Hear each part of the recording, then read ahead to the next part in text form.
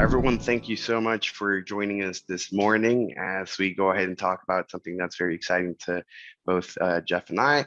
We're going to be talking about SEO today, and how to leverage that, in a variety of different ways. Where we hope that the takeaway from this is that there's a lot of value to be gained from SEO, that there's a lot of different strategies that you can take, and that we hope to uncover some secrets that you can then take into your day-to-day. And of course, if you want to learn more about anything SEO related, you can obviously contact Whitechart, or in this case, SEO Guru as well. So my name is Daniel. I am the VP of Technology for Whitechart Media.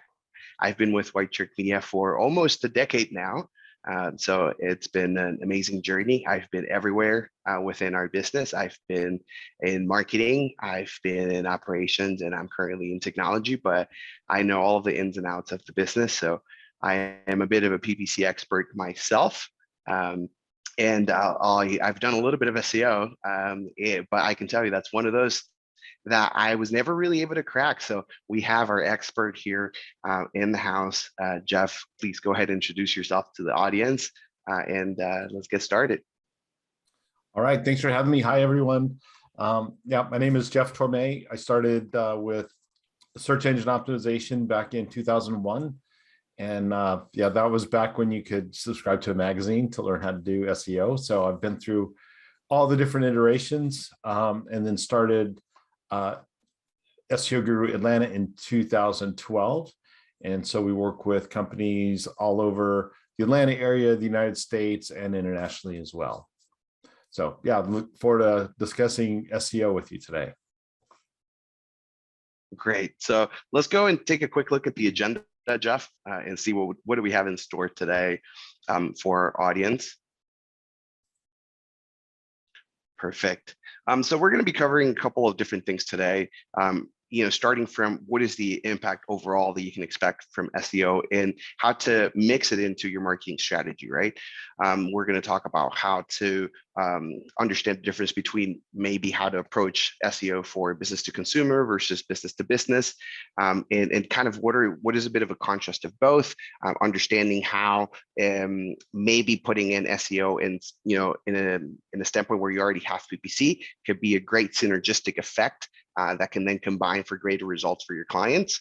And then ultimately, we're going to talk about what are some of the technicalities of actually implementing SEO, what are some of the key strategies that you can do there, and then how to implement the management as part of your services. So why don't we go ahead and get that started? Jeff, you have the mic here, and then I'll be just kind of adding as you go.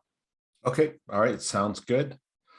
So we want to influence the buyer's journey, by combining SEO and content to influence people at each stage of the buyer's journey.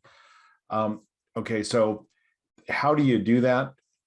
You need to get to know your customers, like who is your target audience, because that does improve your user experience. So if you know who you're trying to target and like what their role is in that company, you can create landing pages, ads, and content that's going to speak more to that user. You can stand out from the competition, and there's a lot of different things that are part of this journey. It can be things like reviews, great content. Voice search is something that's more and more important and definitely a part of SEO. So people can find you by, let's say, speaking into their phone. And then it really builds brand value by making the site really authoritative. So you want it to be a place that gets a lot of love from Google so that a lot of people can find it. And when they get there, they really like the content. And so they spend more time there and they're visiting more pages, and Google can see all that. So it sort of builds on itself that way. Okay, so maximize SEO for B2C audiences. We want to understand the intent behind your target search term. So there's going to be transactional keywords and keywords that are going to be satisfying search intent. So high intent keywords are ones that have commercial intent. So if we kind of jump down here to the bottom of the page, you've got sort of these middle of the sales funnel keywords, which are maybe comparing different versions of iPhones, or generally looking for running shoes for men, or doing some kind of general research on live music festivals that are coming up. So those are what we're calling commercial intent, which are middle of the sales funnel. When we get into transactional intent, it's really when they're in the buying mode. So these are going to be buying keywords like white Adidas running shoes for men, get Coachella tickets, things like that, where people are ready to take action.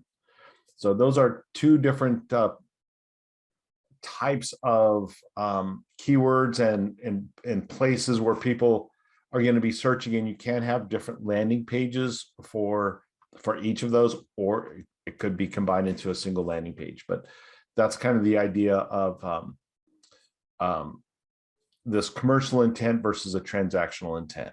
And you can use both depending on what you're trying to accomplish.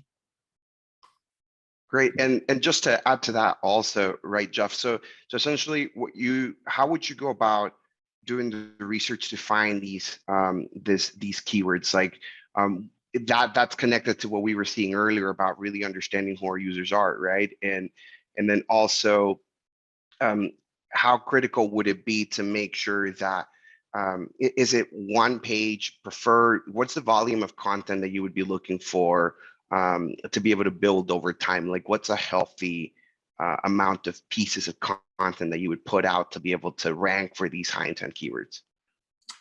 So the amount of content that you'd want to put out is going to depend on how competitive the keyword is.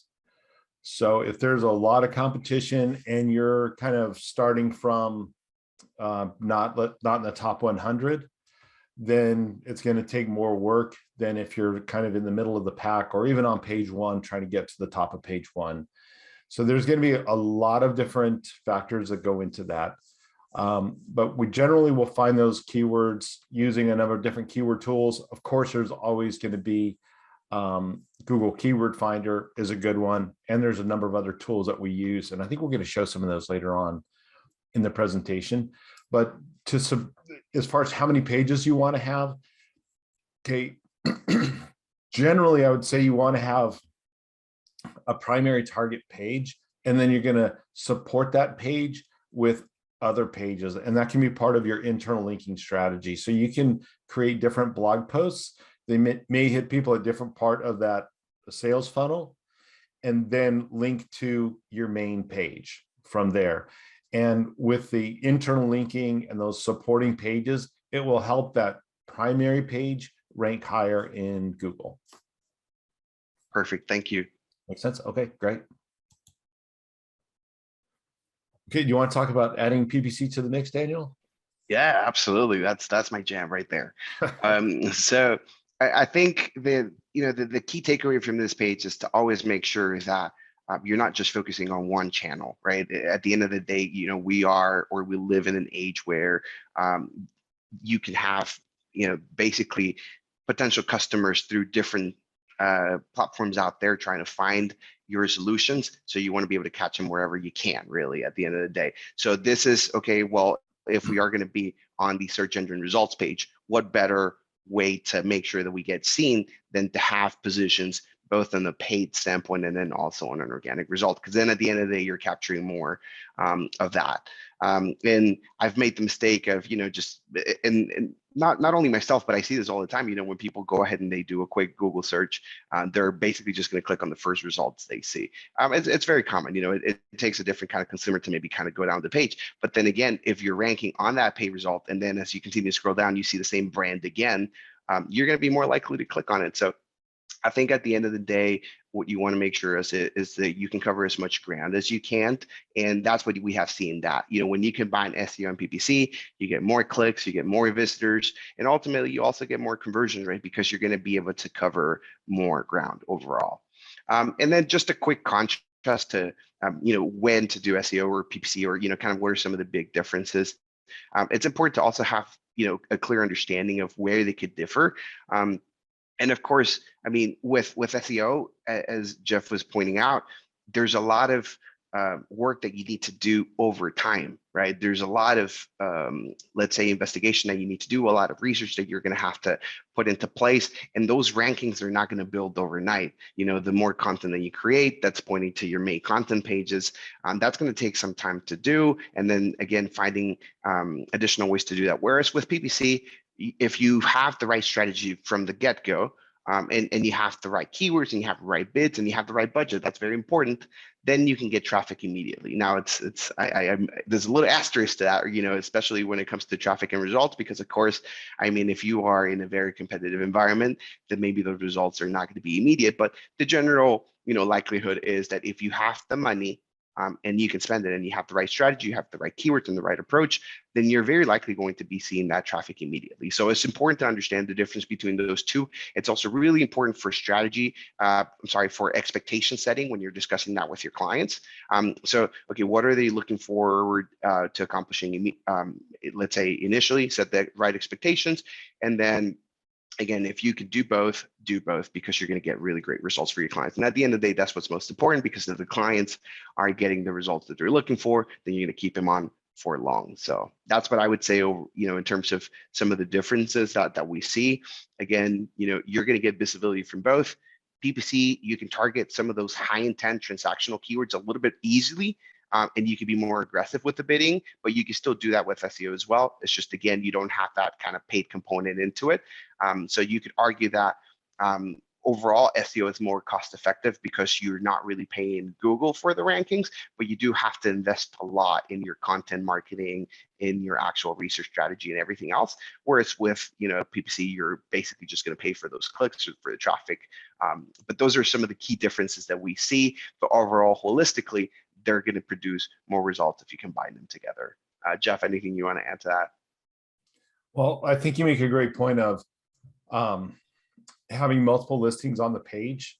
We really like to dominate the page that we're for the best keywords that we're trying to, well, the ones that have the highest search volume.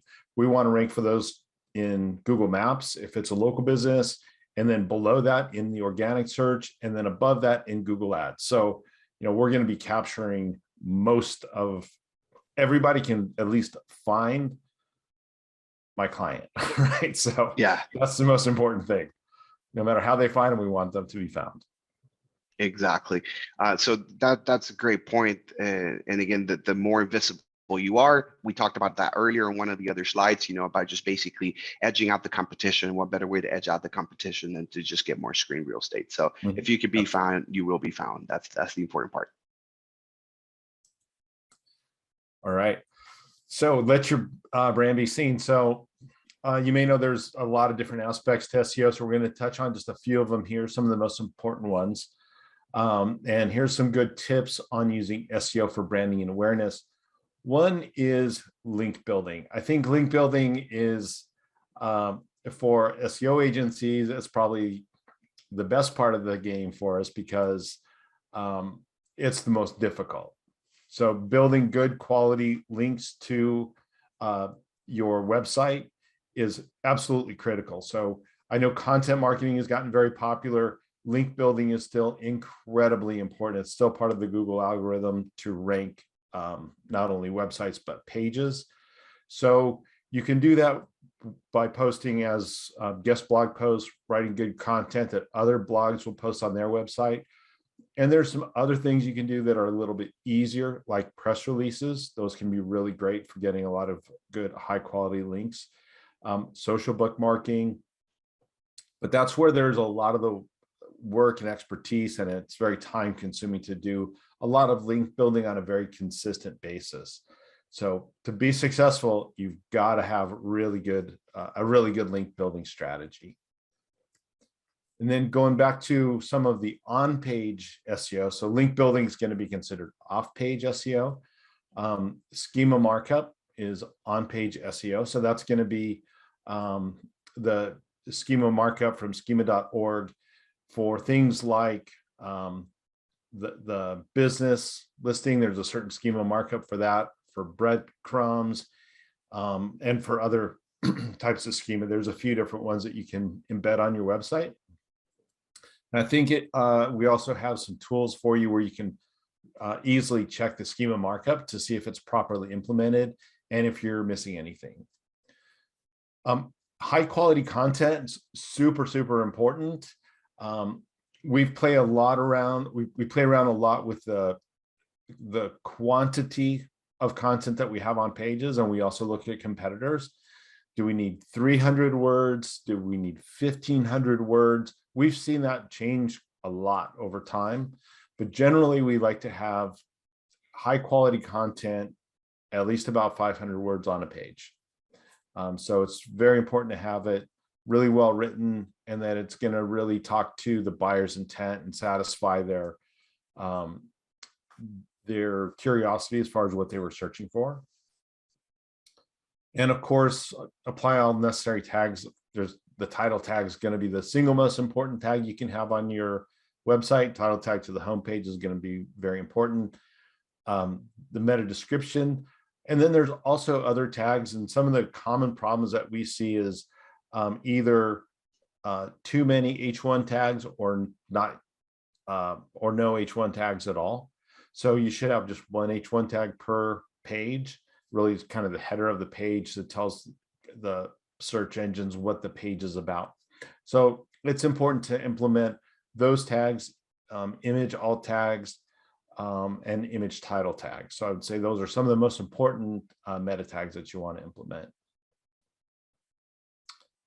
Okay, so encouraging reviews is super important, and I would recommend that you put even a reviews widget or reviews link on the website.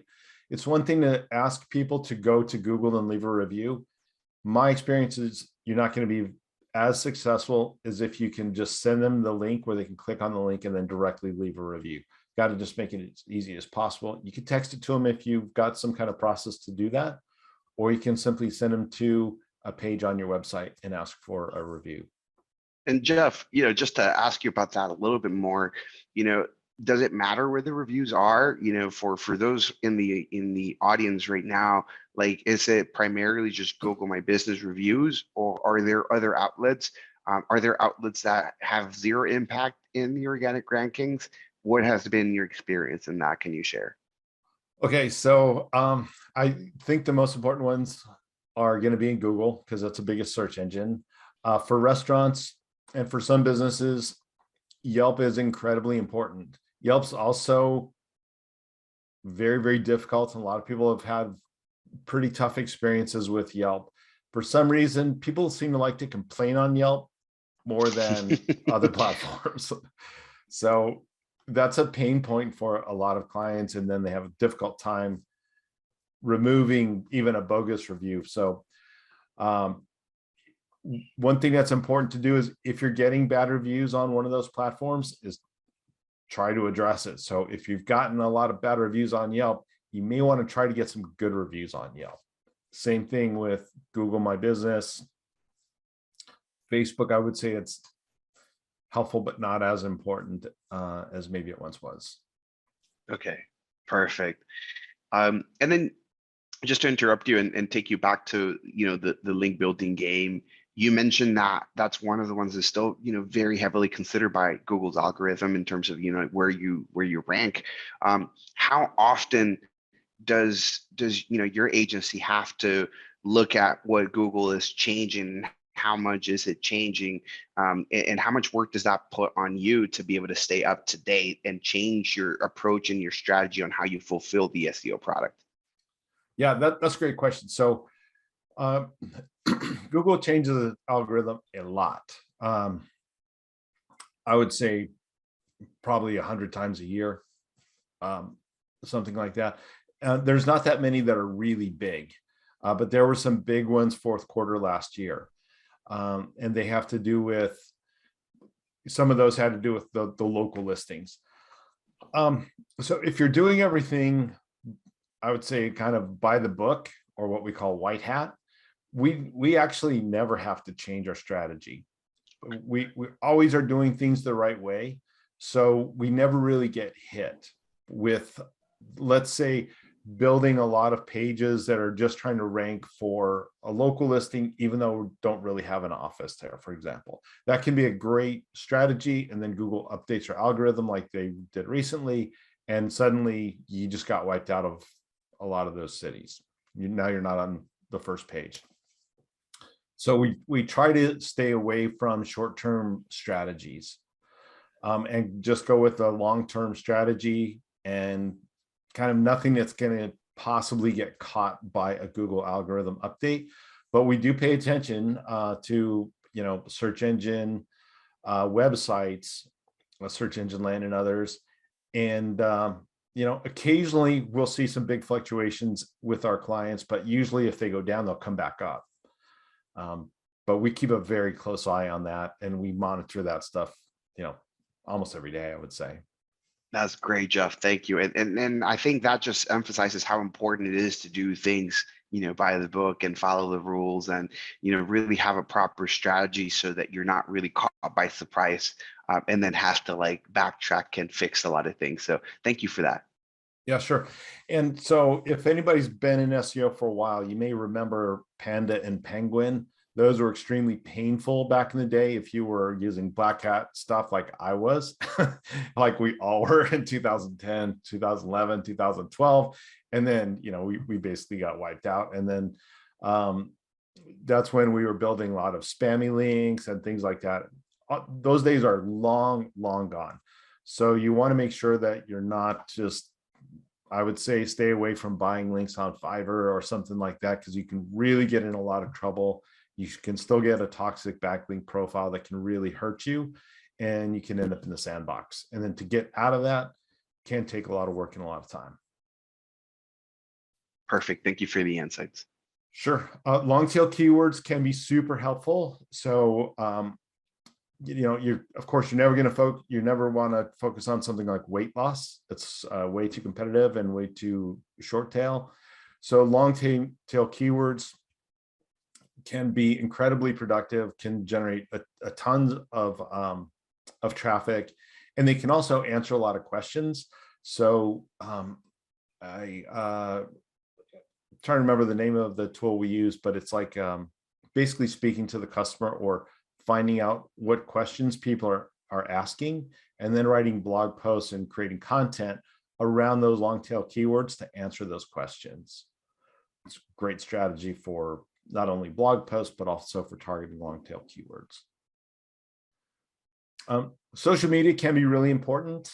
I think it's important to at least keep your page updated, even if you don't have a strong social presence. Sometimes people will go take a look just to see what's going on with your social media. If you do have more of a social brand, you may be running ads on a social platform like Facebook and Instagram. And so that can be an important part of your strategy. And then one thing that's really important is, improve the user experience on the website.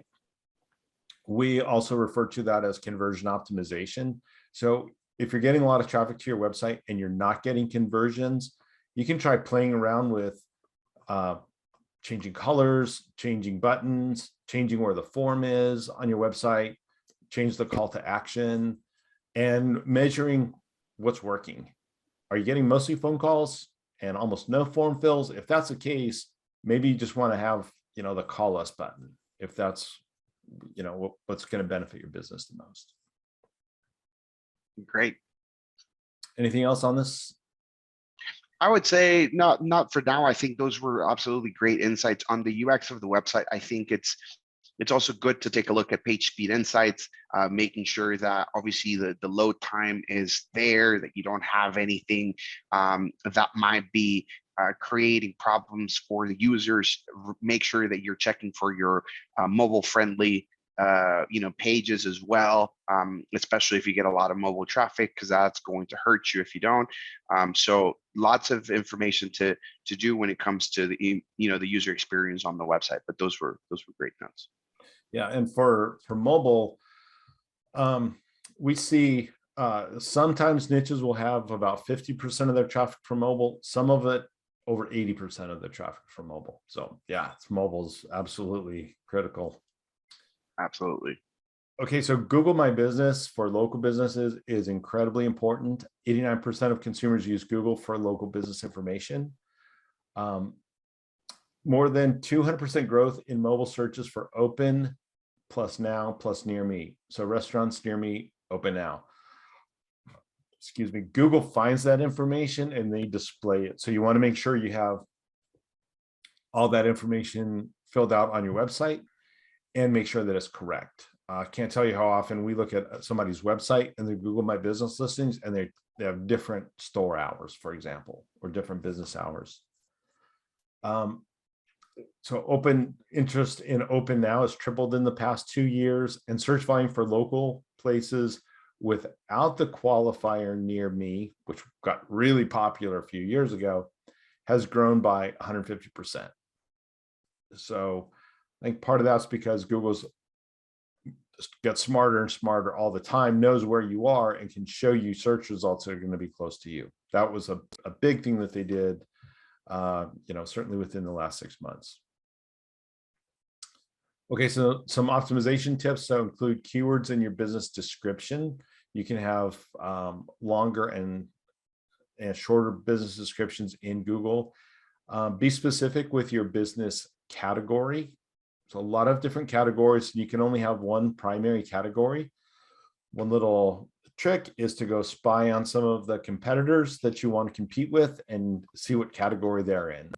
So for example, if you have an attorney who's a personal injury attorney, you want to make sure you select personal injury attorney and not just attorney, because all the other competitors are going to have personal injury attorney. Now it's going to have a big impact on your search results. And then you can post to Google once a week, or you should post there at least once a week. A lot of people don't even know you can post to Google My Business, but you certainly can. And then ask your customers for reviews. There is a link that you can get. If you go to your Google My Business listing, there's a little link that says get more reviews, and they have a link that you can send directly to a client for a review. Do you have anything else on that, Daniel? No, I would say that for the most part, this is great info. And I think that when we onboard clients as well, like a lot of the times we even have to, and I'm not sure if that's your experience as well, with the clients that you onboard, but we oftentimes don't even have a Google My Business profile for the client that comes in. Either they haven't set it up, or they set it up and they don't have any pictures whatsoever. They basically have as little information as possible. They literally just check the box of creating their profile, but that was it. And oftentimes we see that we have to do this, and there's often great results coming from just being able to do that initial optimization and that initial setup of getting all the right things in the right place. But absolutely critical. Yes. All right. Okay, so let's look at some strategies for B2B engagement. It's a little bit tougher. And the secret for ranking B2B. So you want to improve your visibility in the SERPs and reach key decision makers. Okay, so something that's very popular is schedule a demo, schedule service, or vendor are buy now keywords in B2B. So if somebody's looking for a new vendor, they may tie in like a CRM vendor or ERP analytics vendor or something like that, or demo or service. So those are really, really great keywords. In B2B, product keywords include brand names. Brand names can be helpful in B2B. We normally don't recommend that in B2C because people are normally looking for something like a service. That's oftentimes people are looking for either HVAC service or a locksmith service, or some kind of service, doctor or something like that, or procedure. Whereas in B2B, sometimes they can be looking for brand names.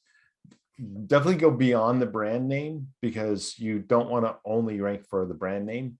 But other keywords are going to include, sorry for that, let me close my door. No worries. And while we are at this, I think, Jeff, one question that I wanted to Yeah. to ask you here is, do you find that it's a lot more difficult to do that initial strategy for a B2B than it is for a B2C?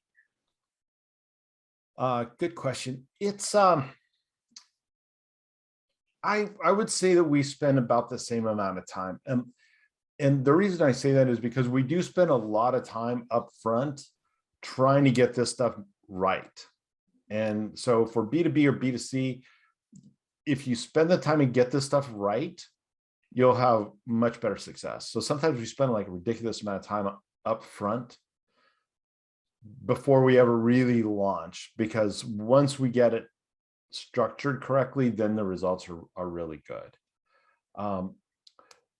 But it can be a little bit more tricky and can take a little bit more insight and research. Sometimes it's because you may be getting into an area, or certainly we do, with products that we're not really familiar with. Like, I don't know, ERP analytics or,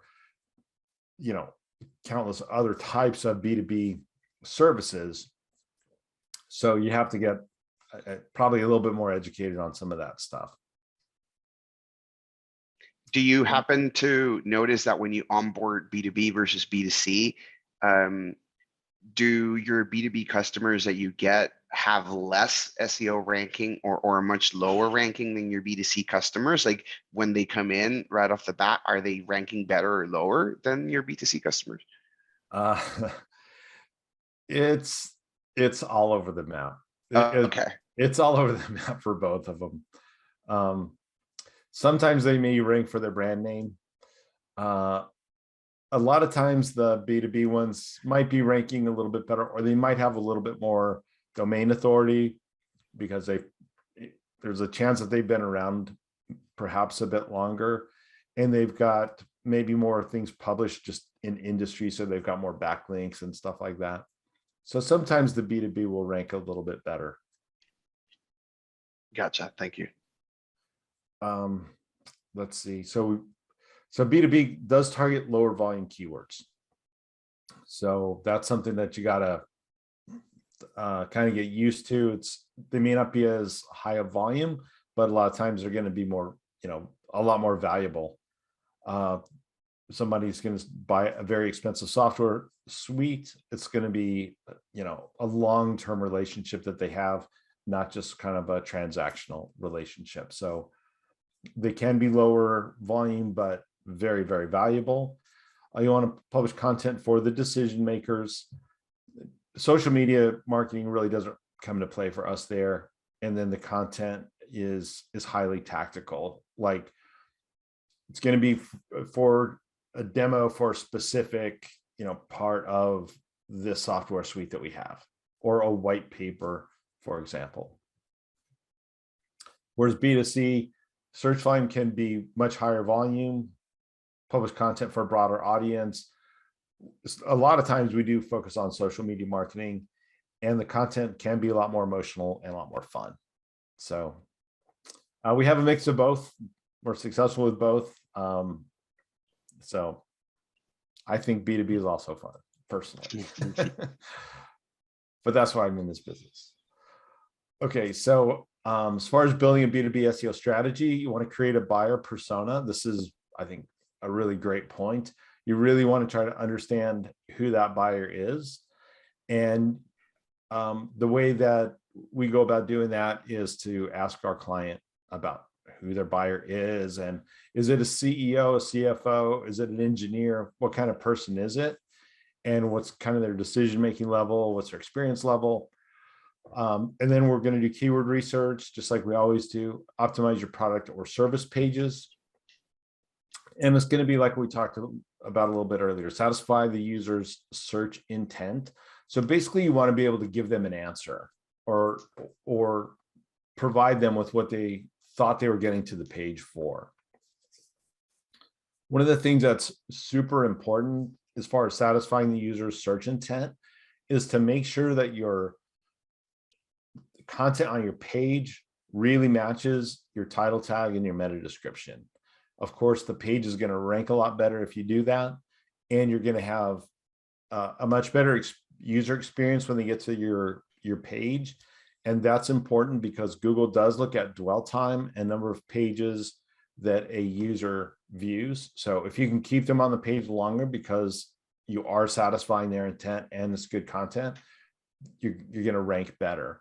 And then maybe they go to another page for a demo or stay on the same page for demo. But as long as you're getting conversions, that's going to be the main point. Publish long form content, format and structure your content. Again, one H1 tag, then different H2 tags, and you can structure it to have a logical format to answer questions and kind of make the content flow. And so one of the things that we don't need to do is stuff content with keywords. You don't need to stuff your meta description with keywords, and you don't need to stuff your content with keywords. You absolutely need to have those keywords in your content, but I would just not worry about it and let them kind of fall into place naturally and go back and review it and make sure that those keywords are there.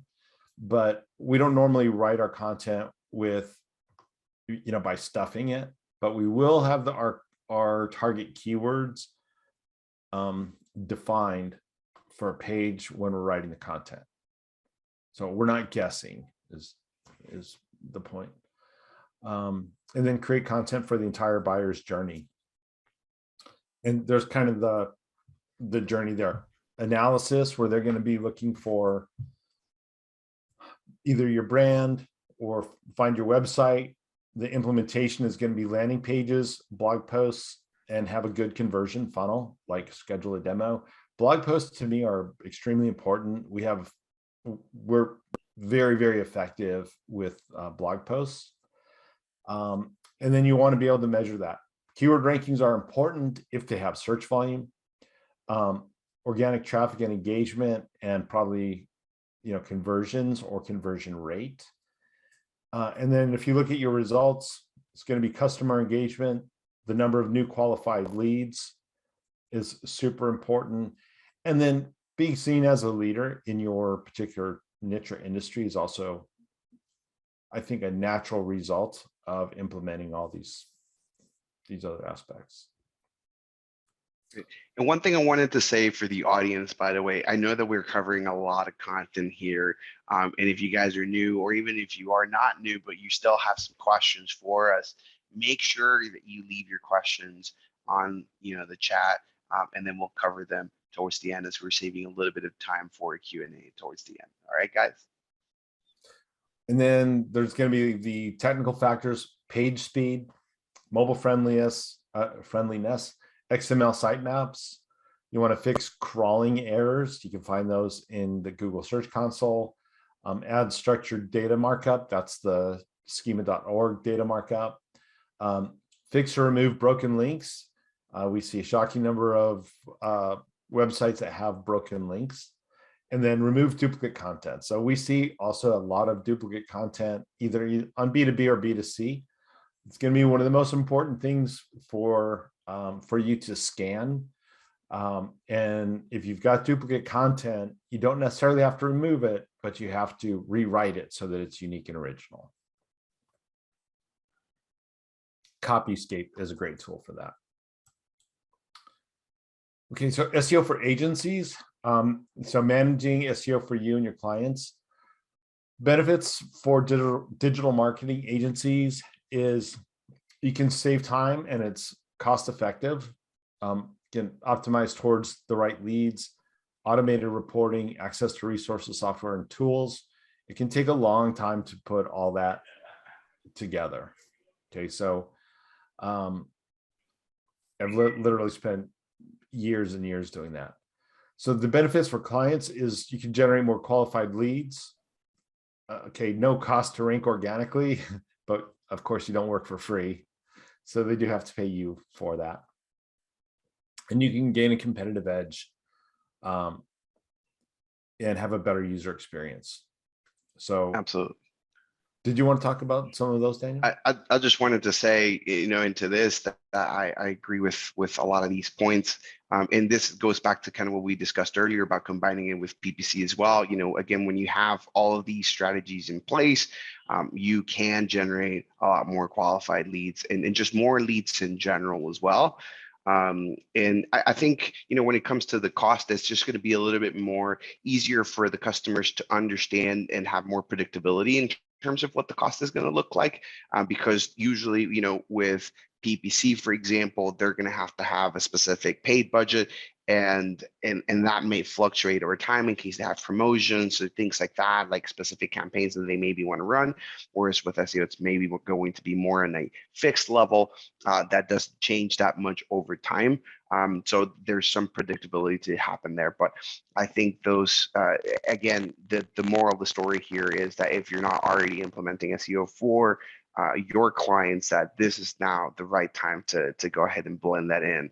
And we're hoping that you're learning a lot from this, and again, that you can reach out to either me or Jeff if you guys have additional questions about how to better do this within your agency and for your clients to get the most out of it.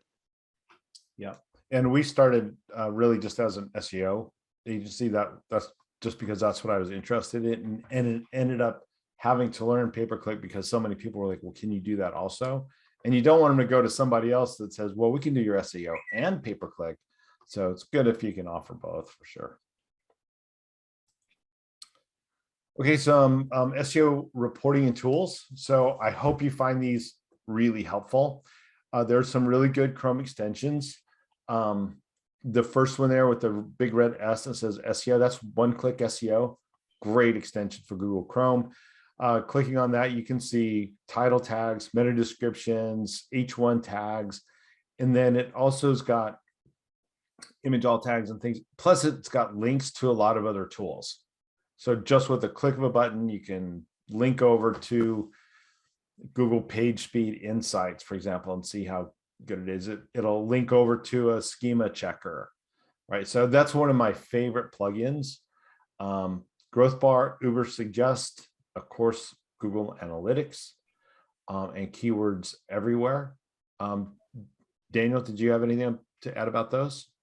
No, I think from the Chrome extensions, those are some of the most common ones. And again, these are ones that you would use, for example, especially during the process of trying to speak to a customer or a potential customer at the beginning. Specifically, for example, with that first one where you can see everything in terms of what are some of the highlights on the page that could be potentially wrong. So if you're trying to build an audit, these are some absolutely great suggestions for that. I would say, in terms of analytics is we have it there next afterwards in terms of like some of the specific tools from Google. And there's a lot of information from analytics that you can get out of that in terms of just understanding your current performance.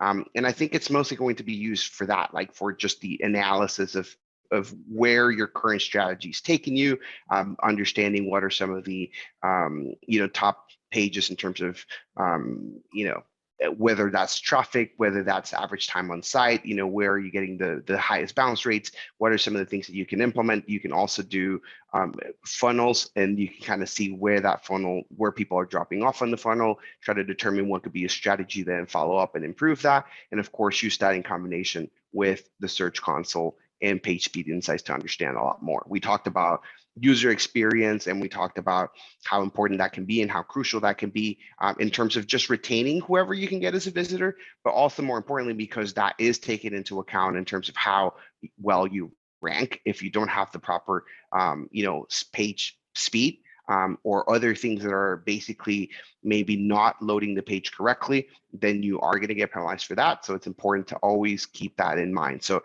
you could use PageSpeed Insights for your ongoing SEO optimizations, but you can also use that initially in terms of scaling. So if you have a potential prospect that you want to offer this to, PageSpeed Insights would be a great way to also combine it as part of an SEO audit that you could do at the beginning. And a lot of these you can use for being able to do that. So I think those are some of the common ones that we use. I know that we also use internally Ahrefs a lot for just a variety of different tools. So I'm sure you're going to touch on some of those, but a lot of the ones that we have at the bottom are basically larger tools that encompass a lot more information. And so I'm pretty sure you can discuss some of those as well. Yep. So we use a lot of tools. Ahrefs is a great one for backlinks because Google doesn't really give you a very good insight into backlinks, but Ahref does crawl the web. And I think it's one of the better tools. There's that and Majestic, but I prefer Ahrefs for checking backlinks. It also does a good job on keywords and things like that. But one of the things that's great about Ahrefs is it really helps you to compare your site to competitor sites. So you can see how many backlinks they have, how many you have. If they have 13,000 and you have 13, you can see there's a lot of work to be done there. But if, and then there's other tools like Screaming Frog. So this is a scanning tool. So that's going to scan and will give you it'll pull all of your title tags, meta descriptions, look for broken links, 404 errors. It's it's a great tool. SEMrush has got really good data. We don't use that as much as Ahrefs. Schema.org, I already talked about. Moz is a great tool. They used to be called SEO Moz. Now they're just Moz.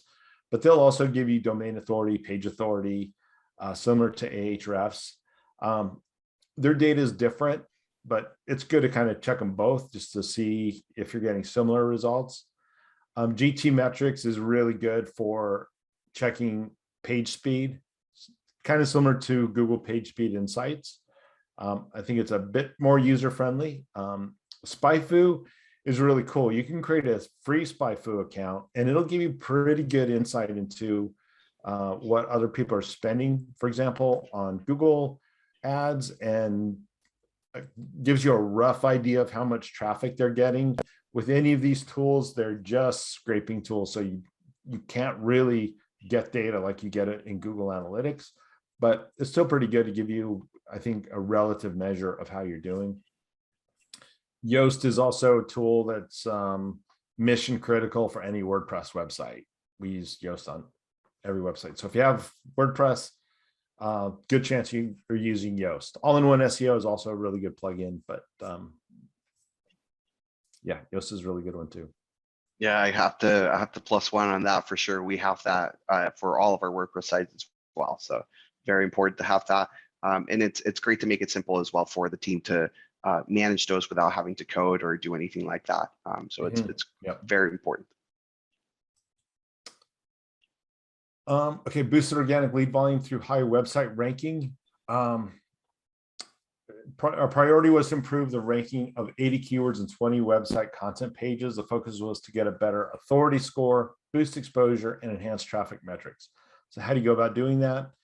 The challenge is going to be higher ranking on a business website, and then supplementing the PPC effort with another stream of revenue, which is SEO. So the solution was creating content via blog articles, which I highly recommend. The thing about blog articles is almost everybody says, oh, I'll blog, and they do it once. So, we have writers, you practically have to hire a professional writer. There's going to be consistent, you're going to pay them money, and you're going to get blog posts consistently. And then authority building, backlinks through authority building through monthly backlink generation. That's going to be getting content on third-party websites. Not so easy to do. And then technical optimization to improve page speed. There's always going to be things that show up in those page speed insights that you can't do, but there's a lot of them that you can do, compressing images and things like that. And the result, over a 5-month period, average organic ranking went up by 5.6 positions. Users grew by almost double, and external backlinks were increased by 253%. So really good result. Yeah, and I think one thing that I would say to that that's very important is just look at the time period as well, that we're using to evaluate this, and it's a 5-month period, and it doesn't necessarily always have to be the case here, but it is important that when setting the expectations that we are all aware that it does take time to, first of all, do the research, to implement the plan, and to go over it and then actually see the changes come through. So make sure you're setting the right expectations with your clients, and then you have the right expectations yourself if you are, for example, hiring somebody else to do the SEO for you. So make sure you are aware of what it takes, but it's an amazing tool. It's an amazing product to have. And one thing that I love about SEO is the compounded effect that you can get. The work that you did yesterday is going to continue to give you more and more.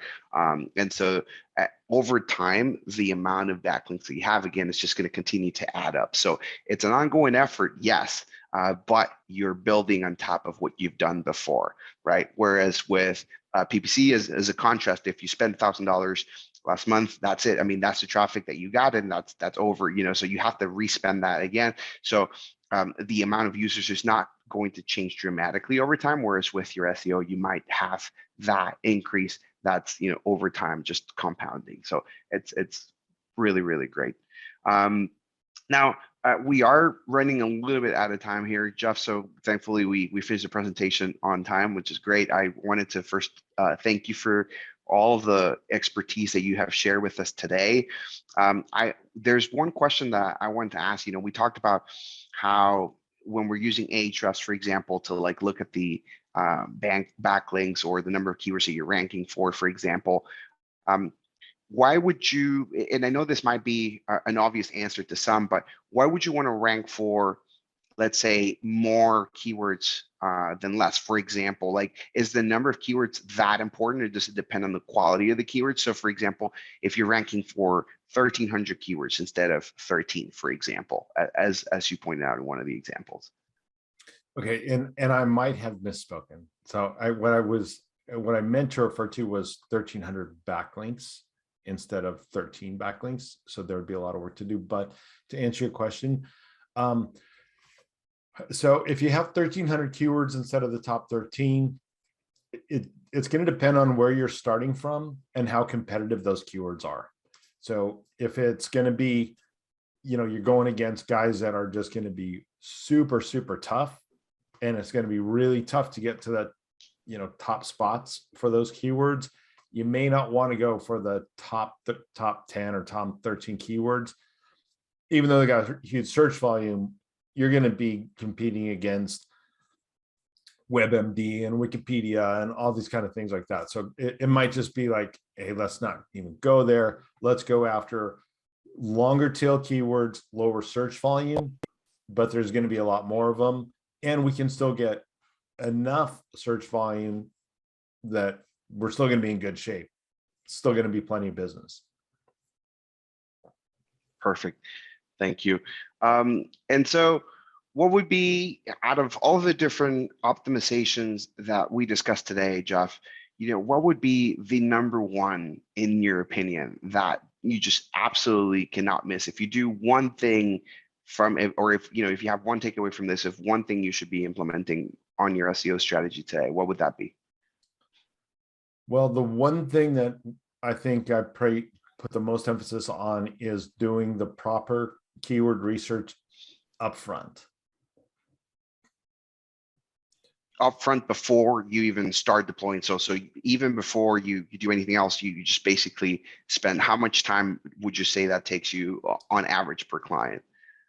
Man, it takes us quite a bit of time. I don't know if we spend between 2 or 3 of us 8 to 10 hours on just keyword research, and then we map those keywords to pages in the website. So you don't want to go after every keyword on your homepage. You want to be able to go after all the different important pages on your website by getting different keywords for those different products or services, and then mapping those keywords to the correct pages.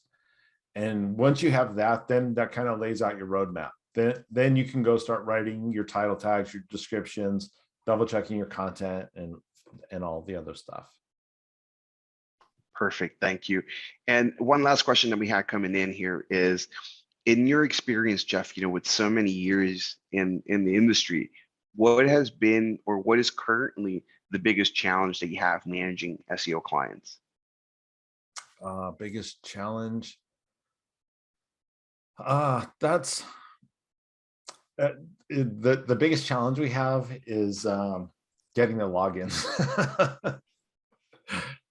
People don't have login to their Google My Business, to their YouTube channel, to their website. They don't know where it's Yeah. hosted. It's like, oh my God. So I think that's a really big challenge, to tell you the truth. So I always try to make sure that all my clients have got access to all their stuff, so that Yeah.